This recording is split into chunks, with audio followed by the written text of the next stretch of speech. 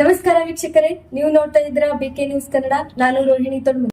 ತುರುವೇಕೆರೆ ತಾಲೂಕಿನ ಕಸಬಾ ಹೋಬಳಿ ಮುನಿಯೂರು ಗ್ರಾಮ ಪಂಚಾಯಿತಿ ವ್ಯಾಪ್ತಿಯ ದೊಡ್ಡೇನಹಳ್ಳಿ ಗ್ರಾಮದಲ್ಲಿ ಅಂಬೇಡ್ಕರ್ ಸೇವಾ ಸಮಿತಿ ಗ್ರಾಮ ಶಾಖೆಯನ್ನ ಬಾಬಾ ಸಾಹೇಬರಿಗೆ ಪುಷ್ಪಾರ್ಪಣೆ ಮಾಡುವ ಮೂಲಕ ಉದ್ಘಾಟನೆ ಮಾಡಲಾಯಿತು. ತಿಪಟೂರು ತಾಲೂಕಿನ ಅಧ್ಯಕ್ಷ ಶಿವಕುಮಾರ್ ಮತ್ತಿಘಟ್ ಮಾತನಾಡಿ, ನಮ್ಮ ಜನರು ಎಚ್ಚೆತ್ತುಕೊಂಡು ದಿನನಿತ್ಯ ನಡೆಯುತ್ತಿರುವ ದಲಿತರ ಮೇಲೆ ದೌರ್ಜನ್ಯ, ದಬ್ಬಾಳಿಕೆ, ಬಹಿಷ್ಕಾರ, ಮಹಿಳೆಯರಿಗೆ ಆಗುತ್ತಿರುವ ಅನ್ಯಾಯದ ವಿರುದ್ಧ ನಾವೆಲ್ಲರೂ ಒಗ್ಗಟ್ಟಾಗಿ ಹೋರಾಟ ಮಾಡಬೇಕಾಗಿದೆ ಹಾಗೂ ನಮ್ಮ ಮಕ್ಕಳು ವಿದ್ಯಾವಂತರಾಗಿ ಸರ್ಕಾರದ ಉನ್ನತ ಹುದ್ದೆಗಳನ್ನು ಪಡೆದುಕೊಳ್ಳಬೇಕು. ಕುಲ ಕಸುಬಿಗೆ ಅಂಟಿಕೊಳ್ಳದೆ ಕೃಷಿಯೇತರ ಚಟುವಟಿಕೆಗಳಲ್ಲಿ ದುಡಿದು ಸರ್ಕಾರದ ಸಾಲ ಸೌಲಭ್ಯ ಬಳಸಿಕೊಂಡು ಹೆಚ್ಚು ದುಡಿಮೆ ಮಾಡಬೇಕು. ಮಕ್ಕಳ ಜೀವನ ಉತ್ತಮವಾಗಿರುವಂತೆ ನೋಡಿಕೊಳ್ಳಬೇಕು ಎಂದರು. ಗ್ರಾಮ ಪಂಚಾಯಿತಿ ಸದಸ್ಯರಾದ ಸೋಮಶೇಖರ್ ಮಾತನಾಡಿ, ಸಂಘದ ನಿಯಮಗಳನ್ನು ಮೀರದೆ ಅಂಬೇಡ್ಕರ್ ರವರ ತತ್ವ ಸಿದ್ಧಾಂತಗಳನ್ನು ಎಲ್ಲರಿಗೂ ಮೈಗೂಡಿಸಿಕೊಳ್ಳಬೇಕು. ಹಾಗೆಯೇ ಪ್ರತಿಯೊಬ್ಬರೂ ತಮ್ಮ ಮಕ್ಕಳಿಗೆ ಉತ್ತಮವಾದ ಶಿಕ್ಷಣ ಕೊಡಿಸಿ ವಿದ್ಯಾವಂತರಾಗಿ ಮಾಡಿ ಎಂದರು. ತುರುವೇಕೆರೆ ಎಎಸ್ಕೆ ತಾಲೂಕು ಅಧ್ಯಕ್ಷ ರಂಗರಾಜು ಮಾತನಾಡಿ, ದಲಿತ ಸಮುದಾಯಗಳ ಅಭಿವೃದ್ಧಿಗಾಗಿ ನ್ಯಾಯಸಮ್ಮತವಾಗಿ ಹೋರಾಟ ಮಾಡುತ್ತೇನೆ.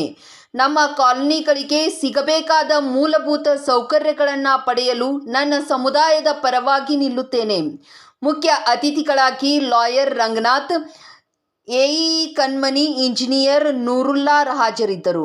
ಈ ಸಂದರ್ಭದಲ್ಲಿ ನೂತನ ಪದಾಧಿಕಾರಿಗಳಾಗಿ ತಾಲೂಕು ಅಧ್ಯಕ್ಷರಾಗಿ ರಂಗರಾಜು, ಹೋಬಳಿ ಅಧ್ಯಕ್ಷರಾಗಿ ರಂಗಸ್ವಾಮಿ ಡಿ, ಗ್ರಾಮ ಶಾಖೆ ಅಧ್ಯಕ್ಷ ಕುಮಾರಸ್ವಾಮಿ ಡಿಆರ್, ಉಪಾಧ್ಯಕ್ಷರಾದ ಮಹೇಶ್ ಡಿಆರ್, ಖಜಾಂಚಿ ಯತೀಶ್, ಗ್ರಾಮ ಶಾಖೆ ಸಂಚಾಲಕರಾದ ಕೆಂಪುರಾಜ್, ಸಂಜಯ್, ಕಾರ್ಯದರ್ಶಿಗಳಾದ ರವಿ ಡಿಆರ್ ಮತ್ತು ರಂಗನಾಥ್, ಜಗದೀಶ್ ಸೇರಿದಂತೆ ಪ್ರಮುಖ ಮುಖಂಡರು, ಪದಾಧಿಕಾರಿಗಳು ಹಾಜರಿದ್ದರು.